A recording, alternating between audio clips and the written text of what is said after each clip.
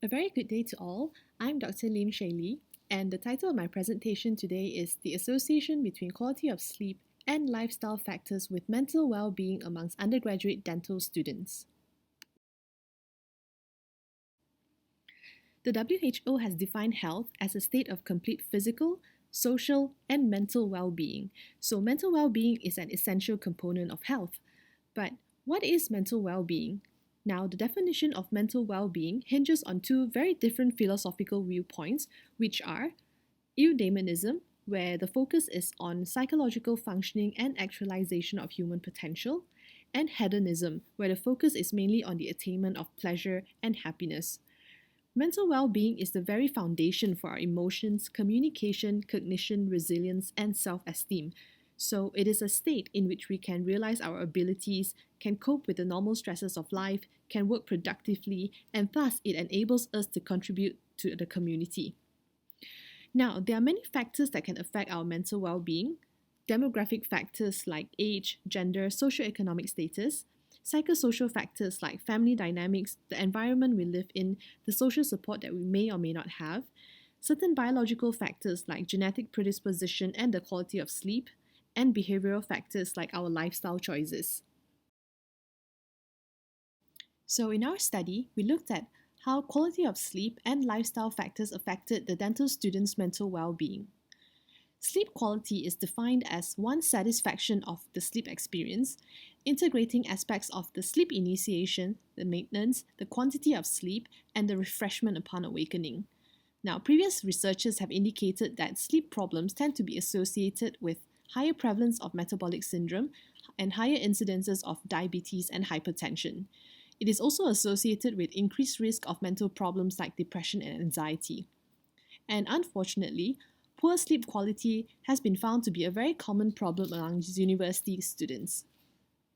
Coming to the lifestyle factors, our lifestyle choices play an important role in modifying mental health. So, studies have indicated that lifestyle factors like exercise and stress can influence our health extensively. So, modifying certain lifestyle factors have been shown to be very effective, not only in improving psychological disorder, but also when it comes to preventing them. Many studies have been done on dental students around the world, especially on their stress levels. So, these previous studies have found that dental students tend to have very high levels of stress. There's a high prevalence of common mental disorders like depression and anxiety, and there's also a higher than expected levels of emotional exhaustion and burnout. In a study done in Saudi Arabia, they found that when compared to the medical and applied medical sciences students, dental students had a higher prevalence of depressive symptoms. In another study done in the UK, they found that dental students had lower mental well-being when compared to the medical or the veterinarian students. Now, low levels of mental well-being has been shown to lead to increased absenteeism, poorer performance, poorer interpersonal relationship, and eventually burnout. And so, mental well-being is especially important to students so that they can perform optimally in their universities. The aim of our study is to investigate the association between quality of sleep and lifestyle factors with mental well-being amongst undergraduate dental students.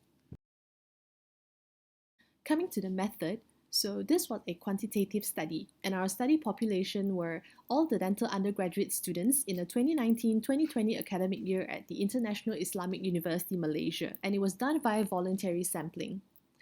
Data collection was done using self-administered questionnaire, where we collected demographic background info, we asked the students whether they had any sleep-related problems and their lifestyle, and we used the Warwick-Edinburgh Mental Wellbeing Scale to assess their mental well-being.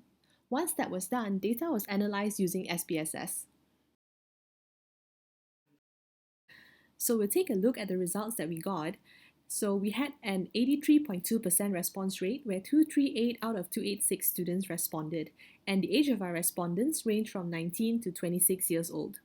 So first of all, we'll take a look at the mental well-being scores of the students, which we assessed using the Warwick-Edinburgh Mental Well-Being Scale. So for the mental well-being score, the higher the score, the better the mental well-being. So as we can see from the graph, our data approximated normal, and the scores range from 21 to 65. the mean score for this study population was 46.09. And when we compared this to other population norm obtained from previous studies in other countries, we see that the levels of mental well-being of the dental students were actually lower when compared to those populations, where generally the mean scores for those populations were above 50. Now, it is said that a score of less than or equal to 40 indicates high risk of depression. So I think it is quite worrying to note that there's a subset of our students who actually scored less than 40. Next, we look at how does sleep quality affect the students' mental well-being. So we asked the students whether they had problems like insomnia, sleep apnea, daytime sleepiness, parasomnia, or sleep-related movements. And from the table, we can see that those who did not have any sleep problems generally had higher mental well-being scores when compared to those who had sleep problems. When we ran the t-test, we found that only when it comes to insomnia is the difference statistically significant. However, we can conclude that sleep problems do in fact contribute to poorer mental well-being amongst our study population. And then we look at how do lifestyle factors like physical activity, addictions, and nicotine use affect the students' mental well-being. So we found that 99.2% of our respondents were non-smokers and 92.4% of them had no addictions. So when it comes to addictions and nicotine use, these two factors were not statistically significant in our study.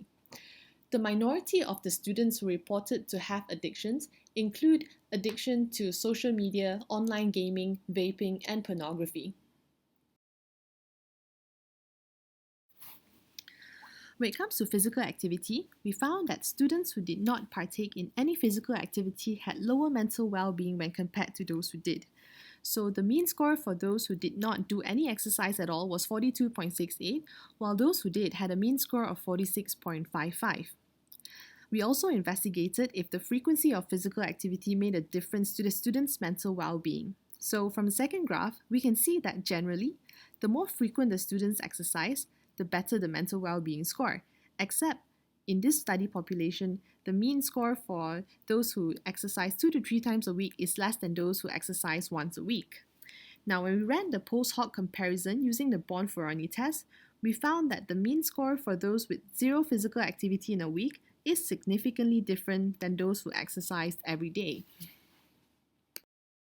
So the findings of our study show that sleep quality and lifestyle factors do affect the students' mental well-being, where students with no sleep problems and those who exercise had better mental well-being. Previous studies have shown that dental students are more susceptible to mental disorders and thus they are at risk of developing poor mental well-being. And poor mental well-being is very detrimental on the students' performance in the university and also their overall well-being. And very few studies actually give attention to students who are still considered well but are at risk of developing mental ill health. As mental well-being is a very strong protective factor against mental disorders, more should be done to promote mental well-being, especially to dental students. Teaching sleep hygiene and the promotion of healthier lifestyle choices can bring about better mental well-being. And with better mental well-being, I believe that the dental students will be better able to cope with stresses, which unfortunately are an unavoidable part of life, and thus they can not only go on to be better students, but can also go on to have a healthier professional future. And with that, I conclude my presentation. Thank you for your time and attention.